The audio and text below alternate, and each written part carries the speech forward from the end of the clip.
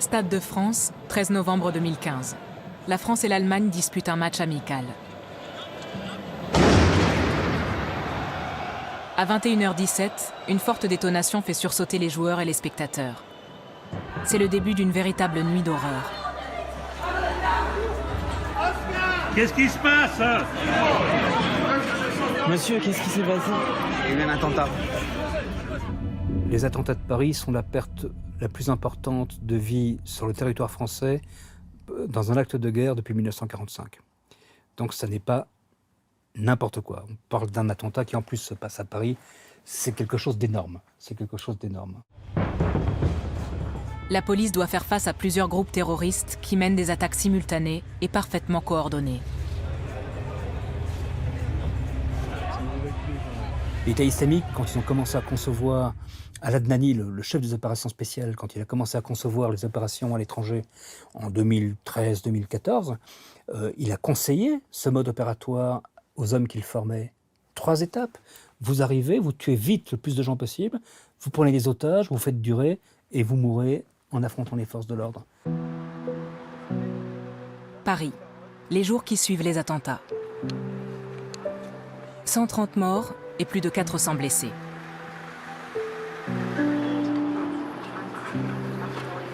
Toute l'Europe rend hommage aux victimes.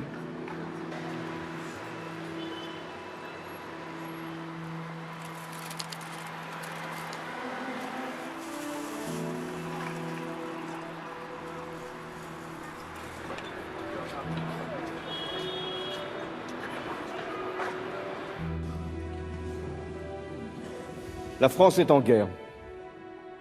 Les actes commis vendredi soir à Paris et près du Stade de France sont des actes de guerre. Dès la nuit du 13 novembre, les enquêteurs se lancent sur la piste des terroristes en fuite. La police et les services secrets recherchent également leurs complices et les cerveaux des attentats. Les arrestations se multiplient, comme ici, à Bruxelles. Quant au chef présumé du groupe terroriste, il est rattrapé à Saint-Denis, dans la banlieue nord de Paris, et tué sur place. Les auteurs des attentats ne sont pas des loups solitaires.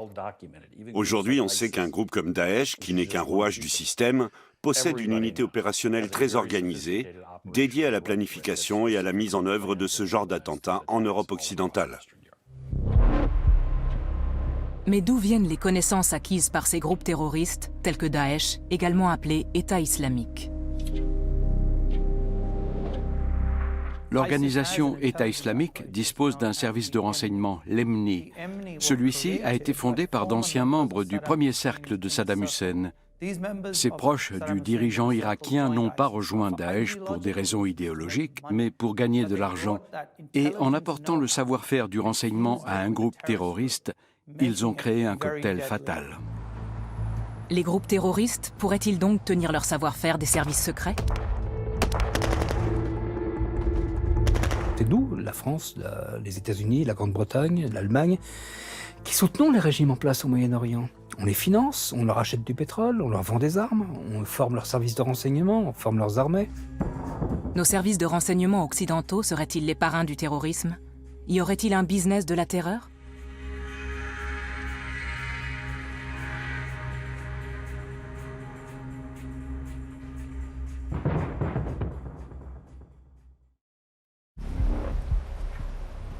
Un matin d'octobre 2015, un canot de réfugiés parti de Turquie accoste sur l'île grecque de Léros.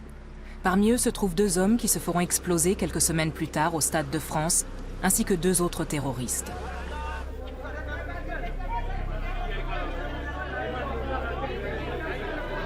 Claude Moniquet a travaillé pendant 20 ans comme agent de renseignement à la DGSE.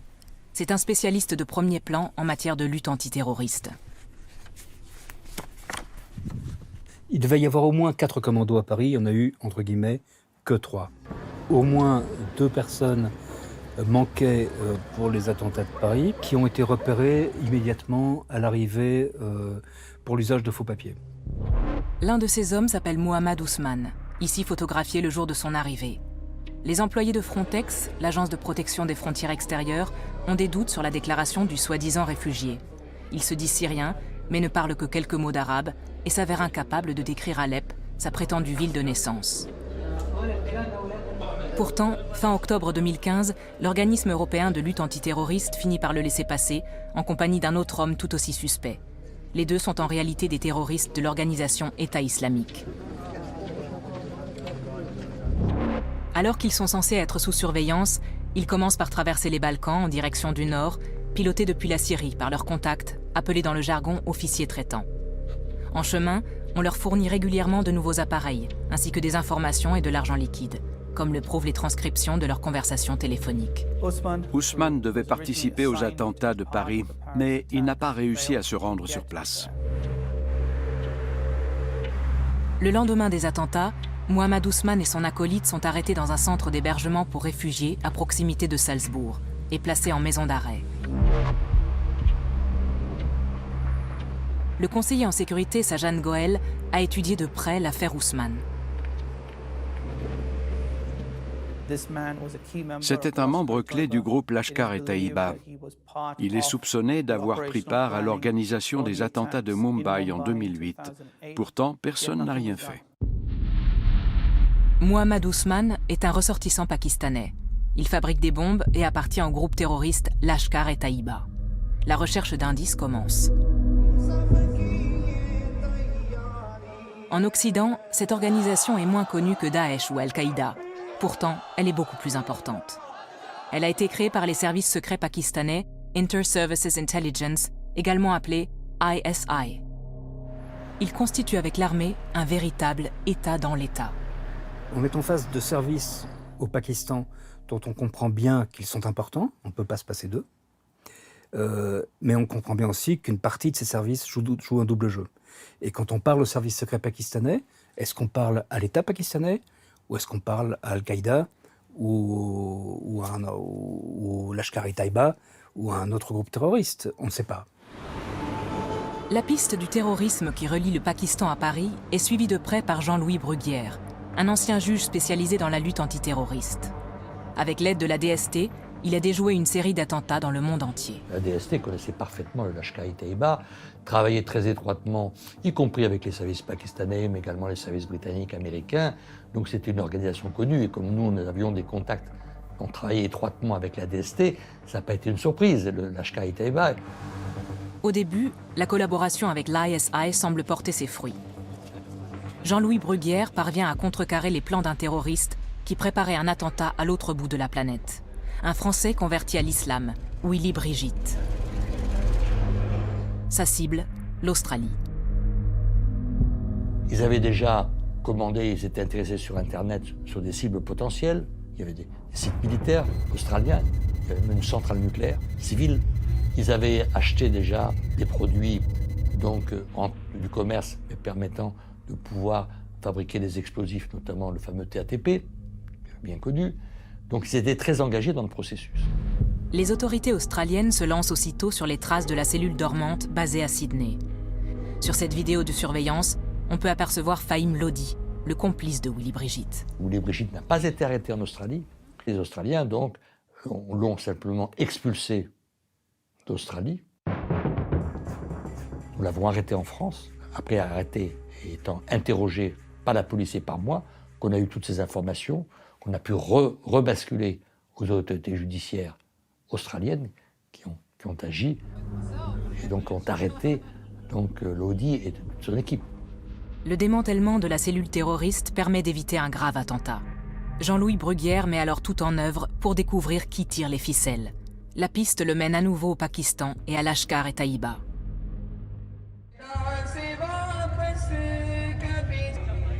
Le chef de la milice pakistanaise, Hafiz Saïd, qu'on aperçoit ici à l'image, fait partie des terroristes les plus recherchés de la planète. À sa création, Lashkar-e-Taiba visait surtout l'ennemi juré du Pakistan, l'Inde et la région frontalière du Cachemire. Dans cette province âprement disputée, l'organisation a commis des milliers d'attentats sanglants. Mais ces agissements sont protégés depuis des décennies par l'armée pakistanaise et l'ISI. Pervez Musharraf a d'ailleurs cumulé pendant de nombreuses années les fonctions de chef des armées et de président de la République. On le voit ici en 2001 rendre visite à ses troupes dans le Cachemire. There is a difference of understanding who is a terrorist. The definition of terrorism needs, the perceptions are different in United States and in Pakistan, in the West, and what we understand what is terrorism. Après plusieurs années passées à la tête du pays, l'ancien chef d'État pakistanais vit désormais en exil. Il soutient toujours Lashkar-e-Taiba. Pourquoi les qualifier de terroristes? Pourquoi les mettre dos au mur? L'Amérique doit trancher. Soit elle veut résoudre le conflit du Cachemire, soit elle continue de soutenir l'Inde et de qualifier l'autre camp de terroriste, ce qui est très injuste. Sous la présidence de Pervez Musharraf, l'État pakistanais et ses services secrets renforcent leur collaboration avec les groupes terroristes comme Lashkar-e-Taiba.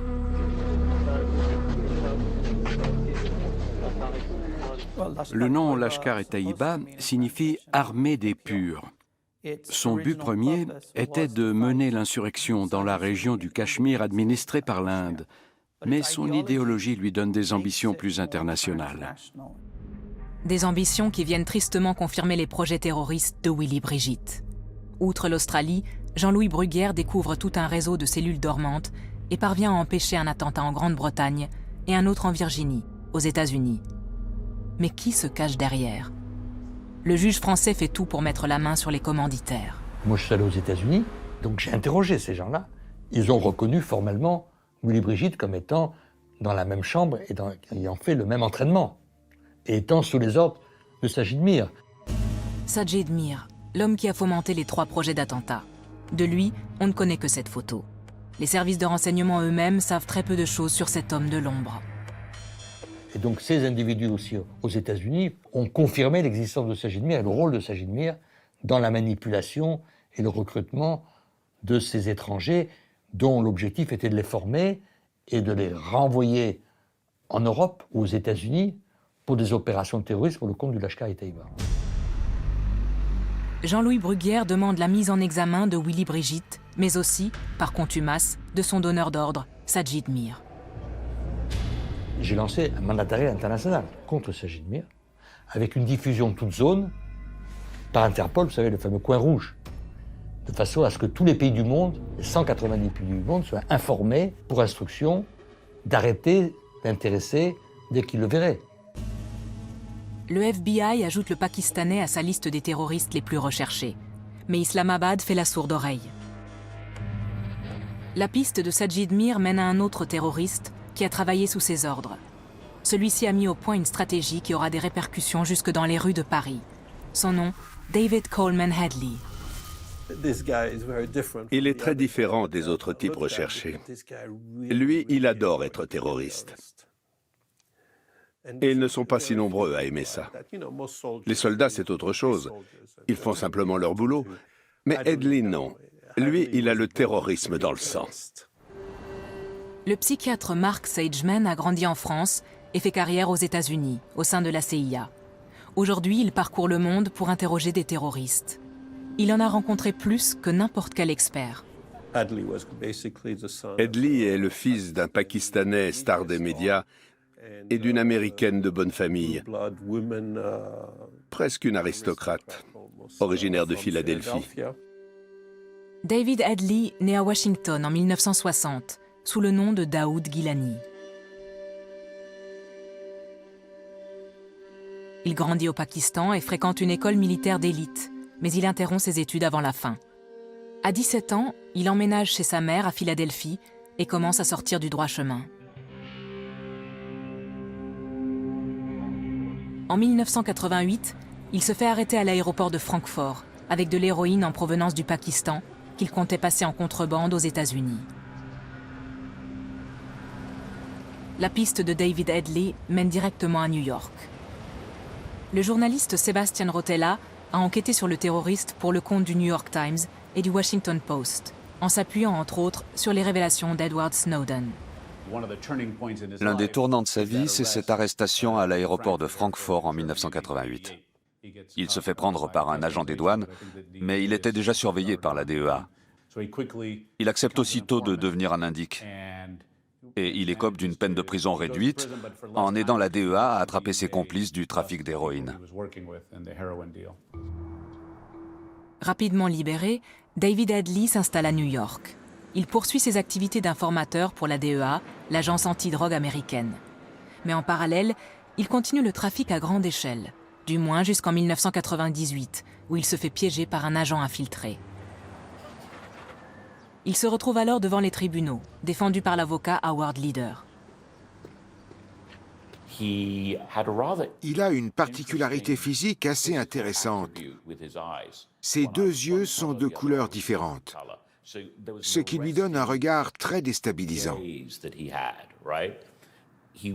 Une fois en prison, il était vraiment prêt à tout pour pouvoir en sortir, quitte à reprendre si possible sa collaboration avec le gouvernement.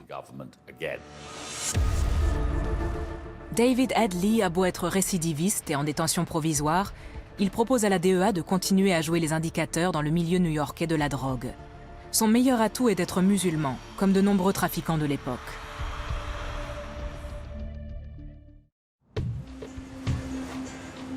Les autorités acceptent de conclure ce nouveau marché. David Hadley est mis en liberté conditionnelle au bout d'à peine 6 mois et redevient informateur à New York. À partir de là, tout s'accélère. Il multiplie les allers-retours au Pakistan et garde sa double casquette de trafiquant de drogue et d'indique. Son père lui organise un mariage arrangé avec une Pakistanaise très pieuse, issue de la haute société. Mais au même moment, ici, aux États-Unis, il entretient une liaison avec une Canadienne qui est blonde et de type très américain, en tout cas occidental. Donc il est marié et a une maîtresse en parallèle. Et c'est là, à la fin des années 90, qu'il commence à se radicaliser. Narcotrafiquant, agent infiltré, musulman de plus en plus radicalisé. Sa vie oscille entre plusieurs mondes. Je pense que la DEA savait plus ou moins ce qu'il magouillait. Mais l'avantage, c'est qu'il pouvait faire affaire aussi bien avec des dealers noirs dans les rues de New York ou de Philadelphie qu'avec des trafiquants à la frontière afghane, ou même avec l'élite pakistanaise. Puisque, grâce à sa famille, il fréquentait aussi des généraux et des politiciens. Donc, pour la DEA, c'était un indice très rare et très précieux. Parce qu'à l'époque, et encore aujourd'hui, le milieu de la drogue pakistanais était beaucoup plus difficile à infiltrer que les cartels mexicains, par exemple. C'est alors que surviennent les attentats du 11 septembre, qui font 3000 morts.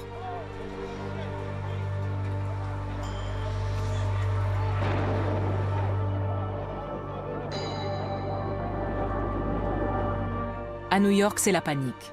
David Hadley se retrouve soudain dans le viseur des enquêteurs. Un jour, dans un bar, sa copine de l'époque a discuté avec un serveur qu'elle connaissait bien. Elle lui a confié que ces attentats avaient rendu son petit ami Hadley fou de joie et que, comme il était d'origine pakistanaise, il envisageait de se rendre lui-même au Pakistan pour s'entraîner avec les terroristes. Pour la première fois, on le soupçonne de terrorisme. Une rencontre mémorable est alors organisée au siège de la puissante agence antidrogue américaine entre David Hadley, ses officiers traitants, et les enquêteurs antiterroristes du FBI. Imaginez le message que ça envoyait aux enquêteurs. Bon, d'accord, vous soupçonnez le gars d'être un terroriste, mais en fait, il bosse pour nous. À tel point qu'on vous le met à disposition dans nos locaux.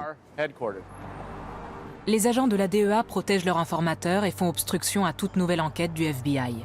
Ils vont même jusqu'à proposer au FBI et à la CIA de faire appel au service de David Hadley pour lutter contre le terrorisme. Le 11 septembre, tous les services du monde, et évidemment surtout tous les services américains, se tournent vers une seule source d'intérêt qui est le terrorisme. Et le DEA, dans sa spécialité, dit ce qui sera intéressant, c'est essayer d'éclairer les liens qui existent entre le financement du terrorisme et le trafic de stupéfiants. Les services secrets américains n'ont pas réussi à empêcher le 11 septembre. À présent, ils n'ont plus qu'un objectif, liquider les responsables des attentats. Good morning. Today I'm pleased to nominate General Mike Hayden as the next director of the Central Intelligence Agency. Mike Hayden is supremely qualified for this position. En pleine guerre contre le terrorisme, le président Bush décide de placer son meilleur expert à la tête des services secrets américains. Le général 4 étoiles et ancien directeur de la NSA, Michael Hayden. Après le 11 septembre, Nous avons été sans pitié. Les honnêtes gens désapprouvent peut-être certaines de nos actions, et c'est compréhensible. Il y a matière à discuter, c'est sûr. Mais nous étions déterminés à faire tout ce qui était en notre pouvoir et dans le respect des lois pour que ça ne se reproduise plus jamais. Les auteurs des attentats de New York sont vite identifiés. Oussama Ben Laden et son réseau terroriste Al-Qaïda. Les États-Unis et leurs alliés partent alors en guerre contre le terrorisme, direction l'Afghanistan. Le partenaire le plus important de cette coalition occidentale est le pays voisin, le Pakistan. Celui-ci joue un rôle clé dans le ravitaillement des troupes. Ladies and gentlemen, the President of the United States and the President of the Islamic Republic of Pakistan. I trust President Bush and I feel confident in him. Thank you, Mr. President. Pervez Musharraf, à qui le président Bush accordait également toute sa confiance, parle pour la première fois ouvertement de ses relations compliquées avec les Américains. Les États-Unis ont un comportement très inégal, avec des hauts et des bas. Quand ils ont besoin de nous, ils se servent de nous. Et quand le bon vieux Pakistan ne leur est plus utile, ils nous laissent tomber. C'est pour ça que tous les Pakistanais éprouvent du ressentiment, et même, sans vouloir exagérer, de la haine envers les Américains.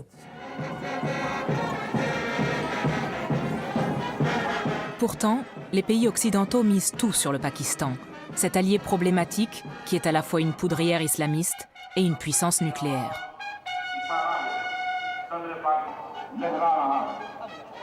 Le Pakistan était un allié, mais un allié tout droit sorti de l'enfer. C'était très compliqué. Quand j'y suis allé pour pousser les Pakistanais à prendre des mesures contre Al-Qaïda, j'ai compris qu'on n'était pas du tout sur la même longueur d'onde. En effet, bien que partenaire officiel de l'Occident, le Pakistan apporte son aide à des groupes terroristes islamistes par le biais de ses services secrets, l'ISI. Ils pensent qu'ils sont liés par l'islam.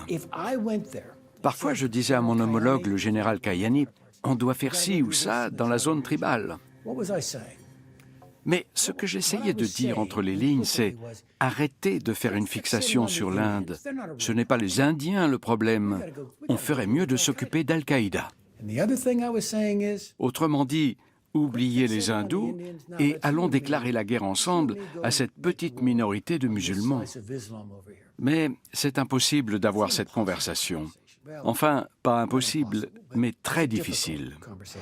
Des troupes allemandes et françaises envahissent également l'Afghanistan, sous l'égide de l'OTAN. Officiellement, le Pakistan est leur allié, mais en sous-main, c'est aussi leur ennemi. Pour les Pakistanais, le but est de contrôler leur antichambre, parce qu'ils considèrent l'Afghanistan comme l'antichambre du Pakistan. C'est ça leur objectif, aussi bien celui de l'armée pakistanaise que celui des services secrets pakistanais. Et il leur sera beaucoup plus facile de contrôler une région déchirée par les conflits. Le BND, le service de renseignement allemand, est bien implanté dans la zone. Mais le déploiement des troupes dans les montagnes de l'Hindou-Kush n'est pas sans risque pour autant. Qui est un ami? Qui est un ennemi? Gerhard Schindler a été directeur du BND de 2011 à 2016. L'une des missions des services secrets allemands, c'est bien sûr de déterminer les différents intérêts qui sont à l'œuvre dans la région, mais aussi d'identifier ceux qui soutiennent les talibans et Al-Qaïda.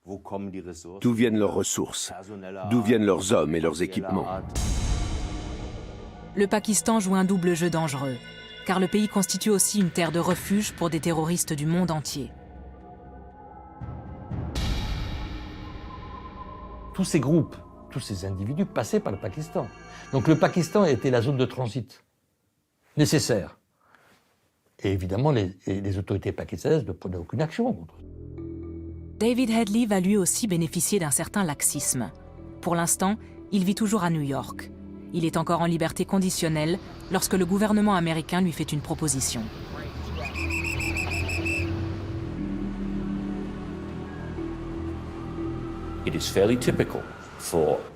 Quand mes confrères ou moi représentons des personnes en liberté conditionnelle, il est assez courant de demander au juge une remise de peine. Mais que la demande vienne du gouvernement, ça, je ne l'avais encore jamais vu. J'avais le sentiment que ça dépassait le cadre de la DEA. Il y avait de fortes chances que la CIA ou le FBI soient également impliqués. Finalement, la juge a expliqué qu'elle avait reçu une requête du gouvernement et qu'elle était d'accord pour accorder une remise de peine. Puis, elle a ajouté que David Headley se lançait dans une aventure extrêmement périlleuse et lui a souhaité bonne chance. Dans ce contexte on ne peut plus explosif, le gouvernement américain décide d'envoyer David Headley au Pakistan. Sa mission est de collecter des informations sur les organisations terroristes. C'est ici, à Lahore, qu'il entre en contact avec Lashkar-e-Taïba. Si on cherche des sources au sein d'un groupe terroriste, on cherche par définition des gens méchants. Un type irréprochable qui ne fréquente aucun individu dangereux, c'est un informateur qui ne sert à rien. Sam Fadis a été agent des services secrets pendant plusieurs années. Il a organisé et dirigé des opérations à l'étranger pour le compte de la CIA. C'est toujours compliqué de vérifier la fiabilité d'une source. On se pose sans arrêt des questions. Est-ce que tu es dans mon camp ou dans l'autre camp? Est-ce que tu me dis la vérité ou seulement une partie de la vérité? Est-ce que tu cherches à me faire tuer ou à m'aider? Et en plus, ça peut changer d'une semaine à l'autre. Les services secrets ont-ils été trop imprudents en envoyant David Headley au Pakistan? Toujours est-il que celui-ci parvient à renforcer ses liens avec Lashkar-e-Taïba, qui lui attribue même un contact. Son nom, Sajid Mir. À ce moment-là, Sajid Mir était la jeune étoile montante de Lashkar-e-Taïba. Il était aux commandes de nombreuses opérations internationales. Pour lui, les Américains, les Français, les Australiens, bref, toute personne qui avait un lien avec l'Occident présentait un grand intérêt. C'est pour ça qu'il a recruté Headley. Dans les camps d'entraînement de Lashkar-e-Taïba, on forme, on endoctrine et on organise le terrorisme. David Headley va faire ses classes dans 5 d'entre eux. On expliquait à notre président que c'était une menace grandissante pour notre pays. On voyait des Occidentaux partir dans des camps d'entraînement à la frontière entre l'Afghanistan et le Pakistan, suivre toute la formation du début jusqu'à la fin, puis revenir dans leur pays en Occident. On les appelait en revenant des Afghans. Pourquoi? Parce qu'ils avaient séjourné pendant des mois, et quand ils revenaient, ils étaient auréolés, ils avaient un charisme. Willy Brigitte, lui aussi, passe par les camps d'entraînement de Lashkar-e-Taïba. Lors de ses interrogatoires, il ne cache aucun détail. Après son arrestation, Willy Brigitte a tout raconté aux Français. Par exemple, cette scène incroyable dans les montagnes avec des milliers de djihadistes qui crient Allahu Akbar au petit matin et l'écho qui résonne dans toute la vallée.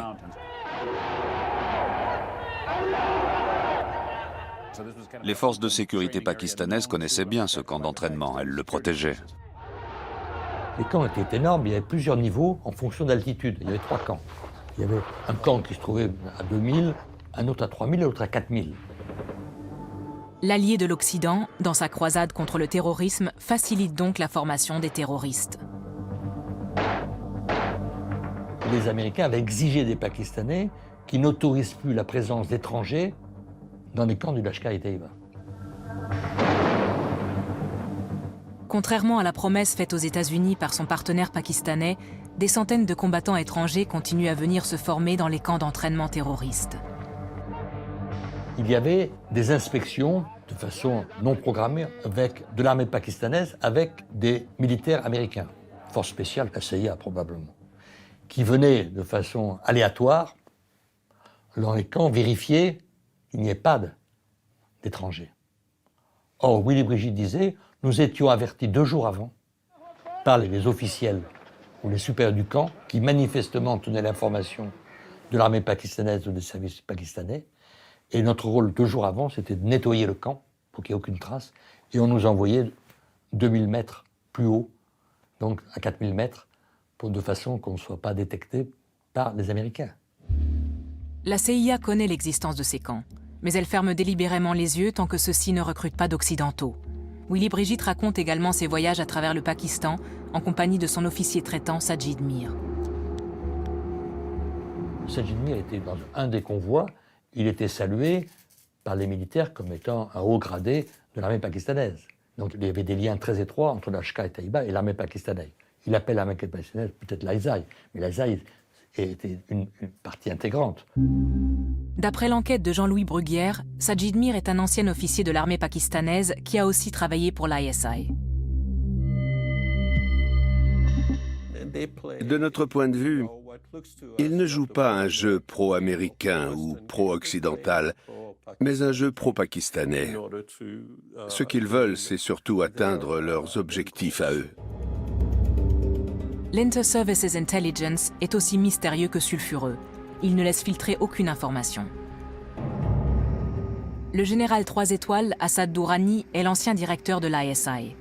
Il s'est formé au commandement à Hambourg, a travaillé comme attaché militaire et a également été pendant 3 ans ambassadeur du Pakistan en Allemagne. Quand on accuse ses services secrets de jouer un double jeu, il répond avec une franchise étonnante.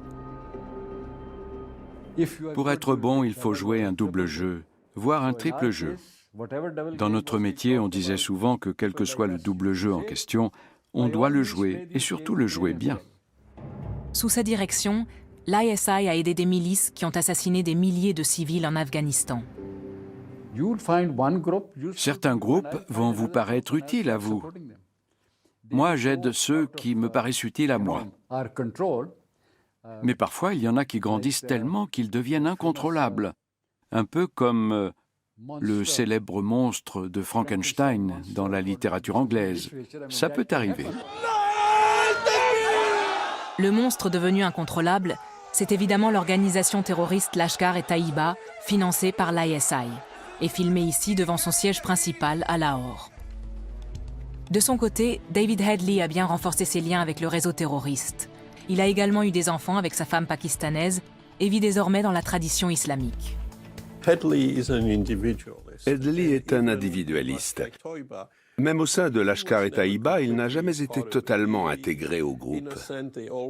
D'une certaine manière, on le mettait un peu à l'écart, parce qu'on sentait qu'il la jouait trop personnelle. Mais il était parfait pour les missions qui nécessitaient une seule personne, et une personne capable de prendre des initiatives.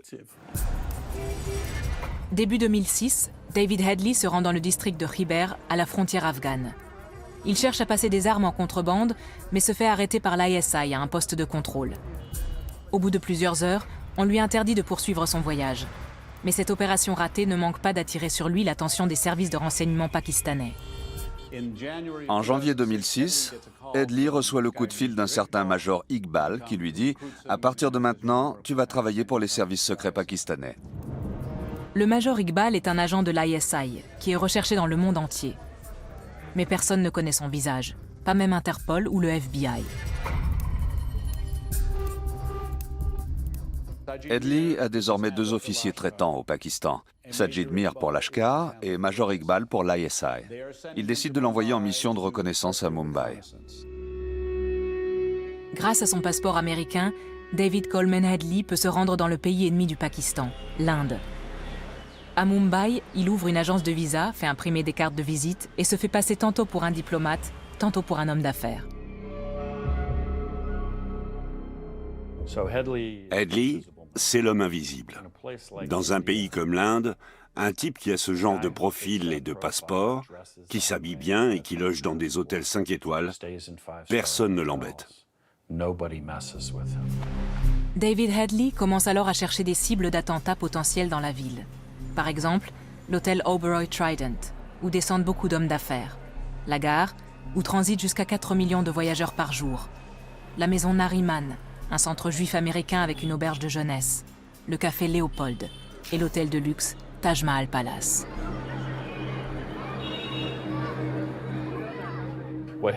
Ce qu'Headley a fait pour eux, c'est comparable à ce qu'aurait fait la CIA pour ce genre d'opération. Je ne dis pas que la CIA organise des attentats terroristes. Mais pour mener une opération aussi complexe et aussi minutieuse, quelle qu'elle soit, une organisation américaine comme la nôtre passerait d'abord énormément de temps à rassembler des informations jusqu'à ce qu'elle ait un dossier vraiment béton. Et franchement, la plupart des groupes terroristes en sont incapables. À l'été 2005, David Headley se trouve temporairement à New York, où il vit avec une Canadienne. Sa femme à New York est très remontée contre lui parce qu'elle a découvert l'existence de son autre famille au Pakistan. Alors elle téléphone au FBI et on lui passe le JTTF, le service spécial de lutte antiterroriste. Elle leur révèle que son mari est en lien avec Lashkar-e-Taiba, qu'il se rend dans des camps d'entraînement au Pakistan, etc. Le JTTF décide donc d'appeler l'officier traitant de Headley à la DEA, qui a gardé contact avec lui, et celui-ci se porte garant de lui. Ce n'est pas le genre à commettre des attentats aux États-Unis, ce n'est pas un terroriste. Ainsi, les confidences de la compagne canadienne de David Headley restent sans suite. Et celui-ci peut continuer ses activités en toute liberté.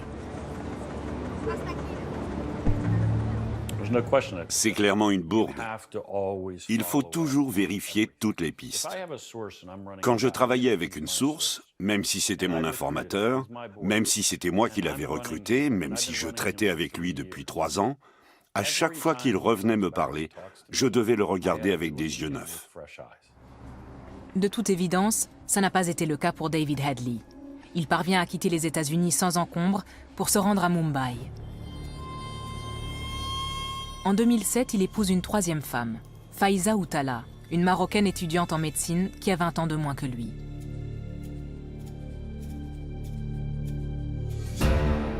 En guise de voyage de noces, il l'emmène à Mumbai. Il loge à l'hôtel Taj Mahal Palace. Après les attentats, Faiza Outala s'exprime en vidéo sur un site internet indien. For me, it was honeymoon, but for him, it was not. I think he was trying to use me for something. Très vite, le voyage de noces tourne à la dispute conjugale. Sa femme marocaine a même été au consulat américain à Islamabad pour se plaindre de son mari, mais elle n'a pas été prise au sérieux. I visited the embassy and they made me look like a crazy person. Faiza Outala va même jusqu'à prévenir la CIA des projets terroristes de son mari. Hélas, comme avec la 2e compagne canadienne de David Headley, les révélations explosives de la 3e épouse resteront lettre morte. C'est une erreur gravissime. Headley n'est pas un simple citoyen américain. Il peut refaire surface n'importe où. Il est et il restera un Américain affilié au service de police ou de renseignement des États-Unis. Et ce statut particulier lui permet de garder les mains totalement libres pour aider ses véritables chefs, l'ISI et Lashkar. Le soir du 26 novembre 2008, un groupe de 10 terroristes de Lashkar-e-Taiba accoste dans un bidonville de Mumbai à bord d'un canot pneumatique. À 21h30, les attentats sont lancés. Des commandos terroristes lourdement armés attaquent simultanément des restaurants, des hôtels de luxe, le centre juif et la plus grande gare de la ville. Ils tirent au hasard sur la foule, tuant hommes, femmes et enfants. Dans les chambres d'hôtel, les assaillants traquent leurs victimes dans les moindres recoins avant de mettre le feu.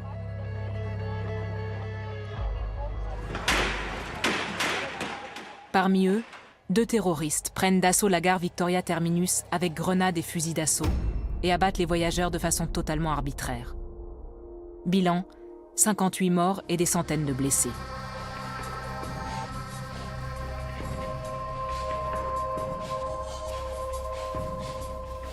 Puis, les 2 tueurs traversent la ville et tirent indifféremment sur des passants et sur des policiers. Quelques heures plus tard, les 2 terroristes sont enfin stoppés par un barrage routier. L'un d'entre eux meurt sous les balles de la police, tandis que l'autre est seulement blessé.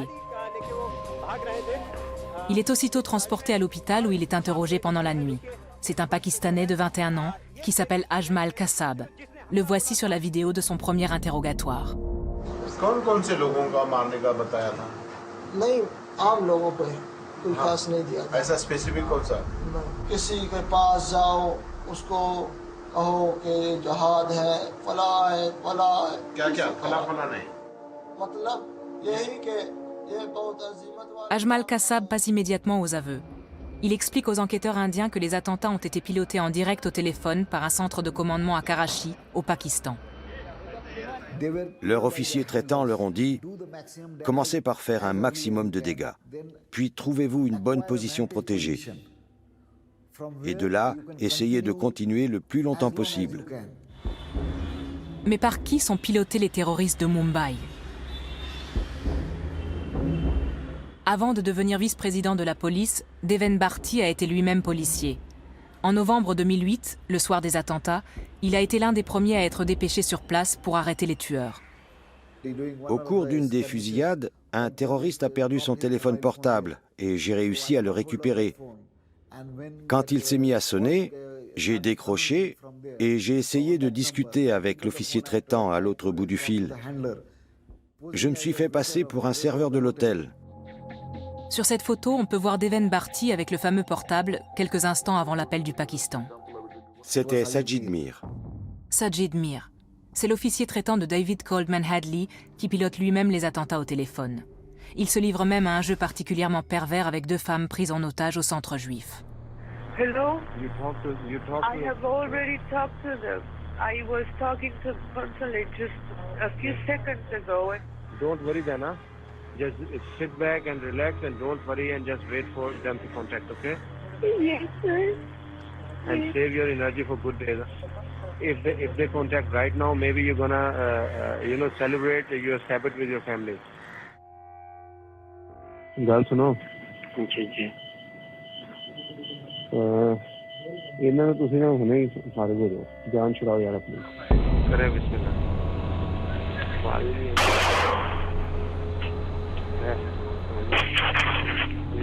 Okay हाँ एक हुआ ना दोनों या En gros, c'était 10 robots. Des types à qui on avait complètement lavé le cerveau. Des terroristes purs et durs. Ils se laissaient entièrement piloter par leur officier traitant à Karachi. Les terroristes de Mumbai passent par un opérateur du New Jersey aux États-Unis pour parler au téléphone avec leur chef au Pakistan. Les services secrets britanniques parviennent à écouter les conversations en direct et auraient même eu accès à l'ordinateur portable de Sajid Mir au centre de commandement de Karachi. Les services de renseignement occidentaux ont compris à ce moment-là qu'il s'agissait d'une opération de grande envergure et qu'elle n'était pas organisée et dirigée depuis une zone tribale reculée, mais depuis des villes pakistanaises. Les instructions des instigateurs à Karachi sont claires. Ils veulent faire le plus de victimes possible et attirer au maximum l'attention des médias. Les terroristes ont ordre de se battre jusqu'à la mort et de tout faire pour ne pas être capturés vivants. Quand on lit les transcriptions, ça glace le sang de voir avec quelle efficacité ces opérations à Mumbai ont été coordonnées. Ce n'était pas l'œuvre d'un terroriste. La différence se voit tout de suite quand une action est organisée par un agent de renseignement. C'est bien Sajid Mir qui tire les ficelles. Peu de temps avant, le juge Bruguière était justement au Pakistan pour accélérer l'arrestation du cerveau des opérations. Évidemment, dès que j'ai entendu l'affaire de Mumbai et Sajid Mir, je me dis pourquoi ne l'a-t-on pas arrêté avant? Probablement. Si on l'avait été arrêté avant, peut-être qu'il n'y aurait pas eu l'attaque de Bombay. Si on prend la communauté de renseignement au sens global, c'est un échec. Et c'est un échec grave. On n'a pas vu la préparation de cet attentat. Et on peut dire la même chose pour les attentats du 7 janvier, pour les attentats du 13 novembre, pour Londres le 7 juillet, pour Madrid en 2004, pour évidemment le 11 septembre. Ce sont des échecs du renseignement. David Coleman Hadley reçoit des mails de félicitations codés. L'expression remise de diplôme désigne en fait les attentats. Même le major Iqbal, de l'ISI, lui envoie un mot pour le complimenter. Si on y réfléchit bien, pourquoi ces attentats ont si bien réussi? Parce qu'ils ont été commandités par un État, supervisés, subventionnés et dirigés par l'ISI. C'est une collaboration, un travail d'équipe entre l'Ashkar et l'ISI. C'est ça la raison de leur succès, dans toute son horreur. Ainsi donc, les attentats de Mumbai ont été financés et pilotés par les services secrets pakistanais, un partenaire et allié de l'Occident. Dans les jours qui suivent le drame, le pouvoir politique à Washington se doit d'intervenir. C'est le directeur de la CIA, Michael Hayden, qui sert d'intermédiaire. À ce moment-là, je crains qu'un conflit majeur n'embrase tout le sous-continent indien à cause des attentats de Mumbai. Il faut se remettre dans le contexte de l'époque. Aux États-Unis, nous sortons à peine d'une élection présidentielle. George Bush est à quelques semaines de la fin de son mandat. Barack Obama se prépare à prendre le relais. Et le président Bush ne veut pas léguer à son successeur une guerre de grande ampleur entre l'Inde et le Pakistan. Alors nous faisons tout ce qui est en notre pouvoir pour désamorcer la crise. Des deux côtés de la frontière, l'Inde et le Pakistan mobilisent leurs troupes. Entre les deux puissances nucléaires, la guerre semble désormais inévitable. L'Inde adopte alors une stratégie d'une générosité absolument cruciale. Il décide de ne pas riposter à ces horribles attentats. La tragédie de Mumbai a laissé des traces profondes chez les survivants et dans le pays tout entier. Un véritable traumatisme. C'est en quelque sorte le 11 septembre indien. Je regarde la télévision dans ma cuisine et je vois les images d'incendie à Mumbai. Et là, non seulement je redoute qu'une guerre éclate entre l'Inde et le Pakistan, mais je me dis aussi qu'Al-Qaïda risque de s'en inspirer. En effet, David Headley et ses chefs ont désormais l'Europe dans le collimateur. Depuis que des caricatures du prophète Mahomet y ont été publiées, ils ruminent leur vengeance. Headley rencontre Ilyas Kashmiri. À l'époque, c'est l'un des terroristes les plus dangereux du Pakistan, si ce n'est du monde. C'est comme ça que l'histoire se déplace tout doucement vers Al-Qaïda. Le terroriste d'Al-Qaïda, Ilyas Kashmiri, est l'auteur entre autres d'un attentat à la bombe raté à New York. Il est activement recherché par la CIA.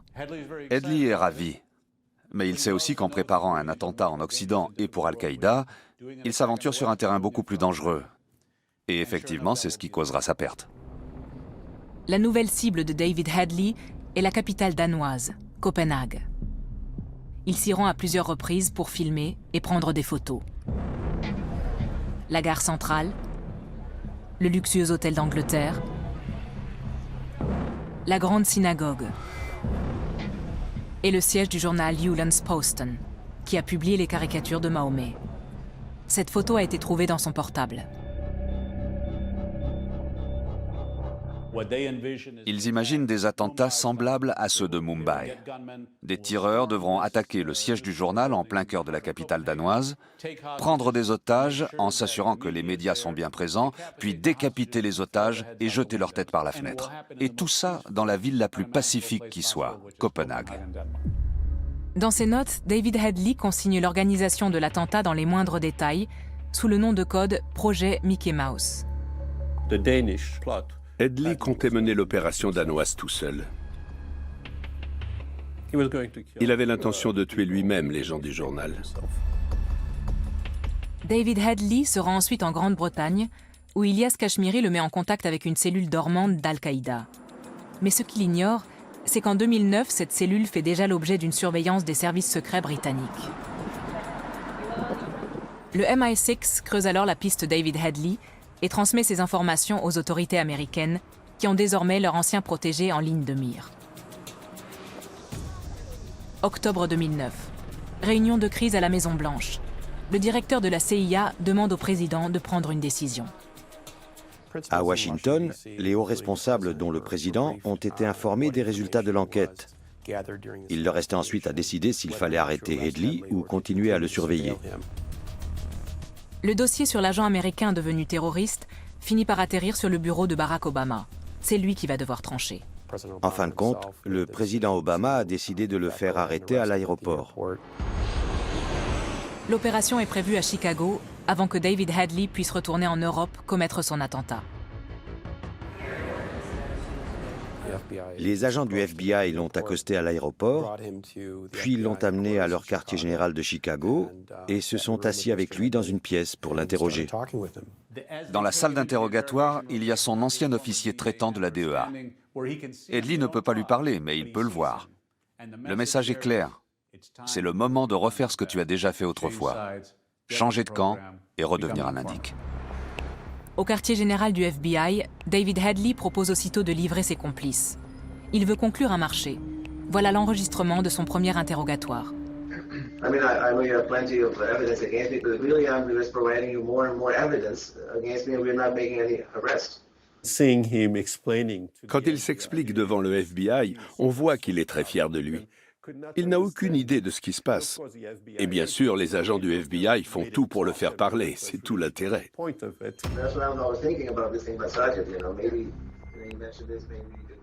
David Headley fait alors une proposition inouïe aux agents du FBI. Il veut les aider à capturer Sajid Mir. J'ai étudié des milliers de terroristes, mais c'est le seul sociopathe que j'ai croisé. C'est très rare qu'il y ait des psychopathes ou des sociopathes dans les groupes terroristes. Parce qu'il faut avoir un esprit collectif, on se sacrifie pour le groupe, on fait des choses pour le groupe. Alors qu'un psychopathe ou un sociopathe en est incapable. Il ne pense qu'à lui-même.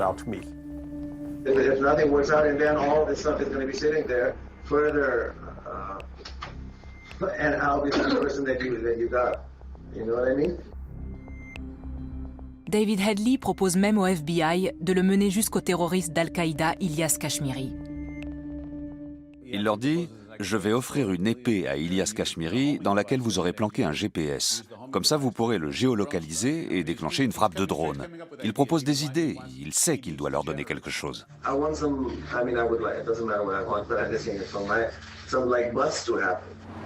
Que savent exactement les services secrets américains sur leur agent David Headley? Combien de temps a-t-il travaillé pour eux et quelle était sa mission? Quand ont-ils découvert son double jeu avec l'ISI? Comme convenu dans l'accord passé par le gouvernement fédéral, les relations entre David Headley et le service de renseignement des États-Unis sont gardées totalement secrètes. Difficile alors de savoir ce qui a pu pousser malgré tout les autorités américaines à conclure un nouveau marché avec l'ancien informateur. Le procureur Daniel Collins reste évasif. Il y a certaines choses que la police et le gouvernement font pour pouvoir enquêter sur ce type d'activité et qui doivent rester absolument confidentielles et inconnues du grand public.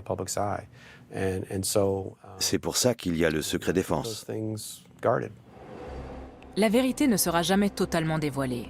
Quoi qu'il en soit, et comme souvent dans la vie mouvementée de David Headley, un nouvel accord est conclu. Pour les attentats de Mumbai, qui ont fait 166 morts, et les projets d'attentats à Copenhague, le terroriste est condamné à 35 ans de prison, qu'il est actuellement en train de purger.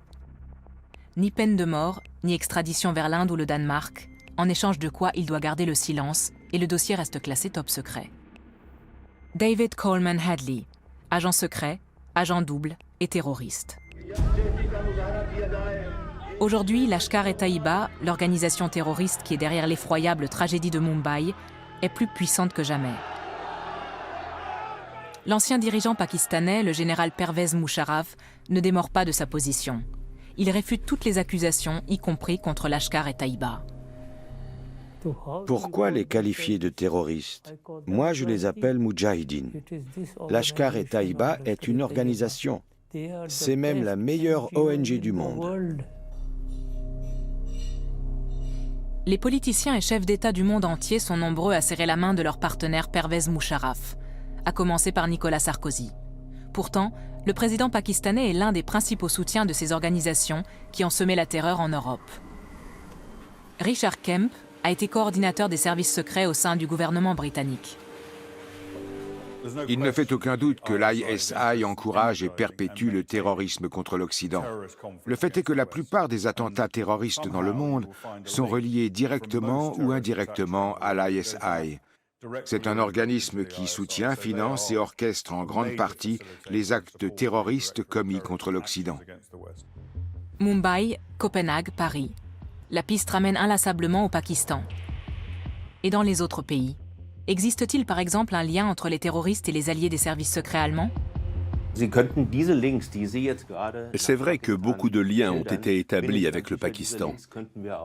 Mais je suis convaincu qu'on pourrait tout aussi bien en établir avec l'Arabie saoudite ou avec l'Afrique du Nord. Aujourd'hui, c'est un pays du Maghreb qui produit le plus de terroristes. En l'occurrence, la Tunisie. Ce n'est pas forcément celui auquel on aurait pensé en premier. Donc on voit bien qu'il existe tout un réseau de liens complexes, en particulier au sein du monde arabe. Et à l'heure actuelle, cette situation fait qu'il est impossible de se focaliser sur un seul pays.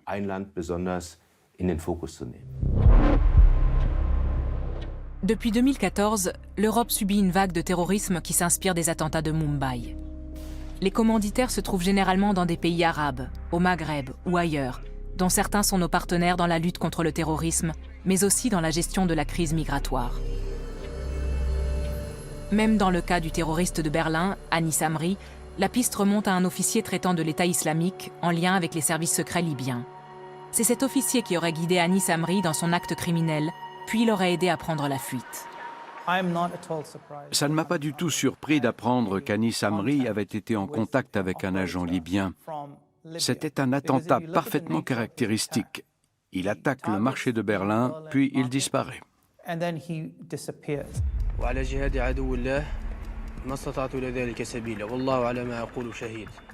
Son itinéraire posait aussi question. L'Allemagne, puis les Pays-Bas, la Belgique, la France, l'Italie. Selon moi, il n'avait pas pu organiser ça tout seul. Maintenant qu'on sait qu'il était piloté par un officier traitant, tout s'explique. Officiellement, la plupart des attentats sont dus à des terroristes isolés. Mais en réalité, il y a souvent dans les coulisses des instigateurs directement associés aux services secrets d'un pays allié. Aujourd'hui, on cerne mieux le profil de ceux qui organisent des attentats terroristes. Il s'agit rarement d'individus lambda qui se sont radicalisés. Au contraire, certains ont fait partie intégrante d'un appareil d'État, par exemple dans le renseignement. C'est le cas en Irak, au Pakistan ou en Libye. Sauf que maintenant, leur but est d'imaginer et d'organiser des attentats. Et avec leur parcours professionnel, ils sont beaucoup plus meurtriers et plus efficaces pour semer le chaos. C'est vrai qu'on est confronté à un problème de grande envergure. Mais la question c'est, que faire pour y remédier?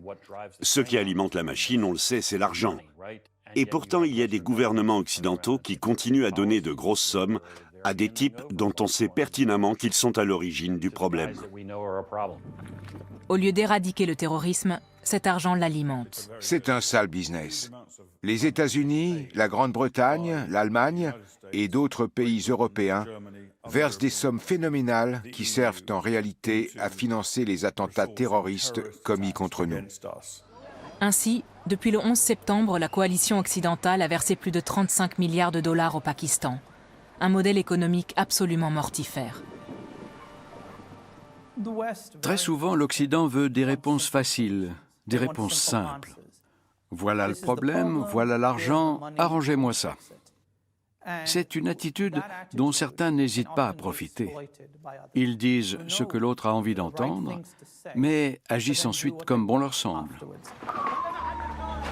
En Syrie, par exemple, Assad ne respecte aucun accord et s'attaque à la population avec une cruauté inimaginable. Existe-t-il une solution simple? Est-ce suffisant de stopper toute collaboration avec les partenaires qui posent problème? Quand la guerre civile a commencé en Syrie et que les méthodes de Bachar al-Assad ont déplu à raison en Occident, on a coupé les liens avec la diplomatie syrienne et avec les services secrets syriens. Est-ce que ça a produit un résultat positif? Non. Est-ce qu'on a eu plus de renseignements? Non, on en a eu moins, parce qu'on s'est privé de contacts et de sources de renseignements. Est-ce que ça a aidé quelqu'un? Est-ce que ça a empêché le régime syrien de commettre les crimes qu'il a commis en réponse aux crimes des terroristes? J'ai mis dos à dos. Non. Donc ça n'a pas d'impact. Peut-on se fier à des services secrets qui ont des valeurs et des intérêts différents des nôtres? La particularité de ce métier, c'est qu'on doit parfois mettre en veilleuse ses convictions pour pouvoir accomplir sa mission. C'est obligé? Dans ce métier, oui. Seul le succès final compte. Mais où se situe la ligne rouge? Comment les services secrets les plus puissants du monde abordent-ils cette épineuse question? Michael Hayden a passé plusieurs années à la tête de la CIA. Pour mieux expliquer, j'utilise mes mains comme des marionnettes. Cette main-là, c'est l'Amérique. Sa politique, sa stratégie, ses intérêts, sa législation. Et celle-là, c'est notre partenaire, avec ses propres politiques, stratégies et législations. Même avec nos meilleurs amis, ce n'est jamais comme ça. Quoi qu'il arrive, ce n'est jamais complètement concordant. Ce qui devient très compliqué, et je l'ai vécu, c'est quand c'est comme ça, quand l'intersection des deux zones est très réduite. Dans ce cas, on doit faire ce qu'on peut dans ce petit espace où les législations, les politiques, les stratégies et les intérêts sont compatibles, et en tirer le meilleur parti. En collaborant avec des partenaires problématiques dans la lutte antiterroriste, le risque que nos services secrets occidentaux créent parfois eux-mêmes le terrorisme qu'ils sont censés combattre est très sérieux. Il faut espérer que les politiciens et les services secrets ne reproduisent plus les erreurs du passé.